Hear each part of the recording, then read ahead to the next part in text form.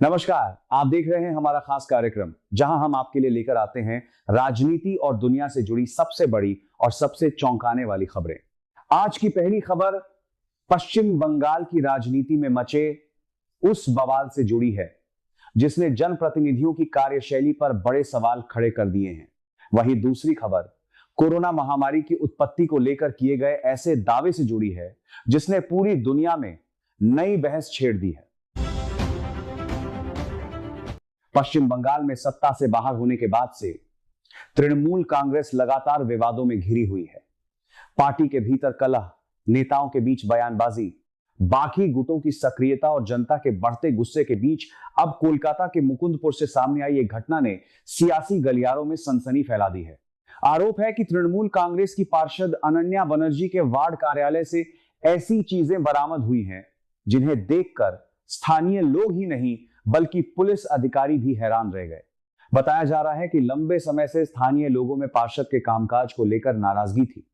लोगों का आरोप था कि जन सुनवाई और विकास कार्यों के लिए बनाए गए इस कार्यालय में आम नागरिकों की समस्याओं का समाधान नहीं किया जा रहा था। इसी नाराजगी के बीच बड़ी संख्या में लोग कार्यालय के बाहर इकट्ठा हुए और कथित तौर पर दफ्तर का ताला तोड़ दिया। लेकिन जैसे ही दरवाजा खुला, अंदर का नजारा देखकर हर कोई सन्न रह गया। दावा किया जा रहा है कि कार्यालय के अंदर सरकारी फाइलों और जन समस्याओं से जुड़े दस्तावेजों की जगह मसाज मशीनें, मेकअप का पूरा सेटअप, कंडोम के पैकेट और भारी मात्रा में नकदी मिली।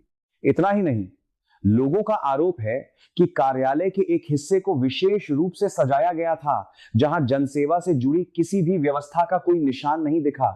स्थानीय लोगों का कहना है कि यह दफ्तर जनता की समस्याओं को सुनने और उनका समाधान करने के लिए बनाया गया था, लेकिन यहां जो कुछ मिला उसने कई गंभीर सवाल खड़े कर दिए हैं। आखिर एक जनप्रतिनिधि के कार्यालय में इस तरह की सामग्री क्यों रखी गई थी? क्या इस कार्यालय का इस्तेमाल किसी और उद्देश्य के लिए किया जा रहा था? क्या यहां भ्रष्टाचार और अवैध वसूली का कोई नेटवर्क संचालित हो रहा था? इन सवालों के जवाब अब जांच एजेंसियों को तलाशने होंगे। सूत्रों के मुताबिक कार्यालय से कुछ ऐसे दस्तावेज भी मिले हैं जिनके आधार पर कथित वित्तीय अनियमितताओं और अवैध लेनदेन की आशंका जताई जा रही है। हालांकि इन दावों की आधिकारिक पुष्टि अभी तक नहीं हुई है। पुलिस ने मामले की जांच शुरू कर दी है और बरामद सामान को अपने कब्जे में लेकर जांच की प्रक्रिया आगे बढ़ा रही है। इस पूरे घटनाक्रम के बाद विपक्षी दलों ने तृणमूल कांग्रेस पर तीखा हमला बोला है। विपक्ष का कहना है कि यह मामला सिर्फ एक पार्षद तक सीमित नहीं है, बल्कि यह प्रशासनिक व्यवस्था और राजनीतिक जवाबदेही पर गंभीर सवाल खड़े करता है। वहीं तृणमूल कांग्रेस की ओर से अभी तक इस मामले पर कोई विस्तृत आधिकारिक प्रतिक्रिया सामने नहीं आई है। अब सबकी निगाहें जांच एजेंसियों पर टिकी हैं, क्योंकि अगर आरोप सही साबित होते हैं तो यह मामला पश्चिम बंगाल की राजनीति में एक बड़े भूचाल का कारण बन सकता है। अब बात करते हैं दूसरी बड़ी खबर की, जिसने कोरोना महामारी को लेकर एक बार फिर पूरी दुनिया में नई बहस छेड़ दी।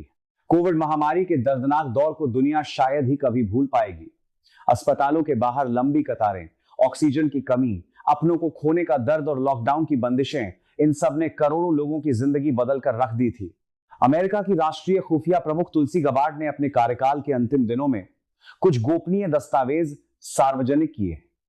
इन दस्तावेजों के आधार पर उन्होंने दावा किया है कि चीन के वुहान इंस्टीट्यूट ऑफ वायरोलॉजी में होने वाली कथित गेन ऑफ फंक्शन रिसर्च के लिए अमेरिकी फंडिंग का इस्तेमाल किया गया था। तुलसी गबार्ड का आरोप है कि अमेरिका के पूर्व शीर्ष स्वास्थ्य विशेषज्ञ डॉक्टर एंथनी फाउची ने ऐसी रिसर्च परियोजनाओं को आर्थिक सहायता उपलब्ध कराई जिनका संबंध वुहान स्थित प्रयोगशाला से था। गबार्ड के अनुसार इन दस्तावेजों में ऐसे संकेत मौजूद हैं कि अमेरिकी करदाताओं के धन का उपयोग उन अनुसंधानों के लिए किया गया जिन पर बाद में गंभीर सवाल उठे। हालांकि यह स्पष्ट करना बेहद जरूरी है कि इन दावों की स्वतंत्र रूप से पुष्टि नहीं हुई है और वैज्ञानिक समुदाय के भीतर कोरोना वायरस की उत्पत्ति को लेकर अब भी मतभेद बने हुए हैं। अब सवाल उठता है कि आखिर ये गेन ऑफ फंक्शन रिसर्च क्या होती है? सरल भाषा में समझे तो ये ऐसी वैज्ञानिक प्रक्रिया है जिसमें किसी वायरस के गुणों का अध्ययन करने के लिए उसे प्रयोगशाला में संशोधित किया जाता है।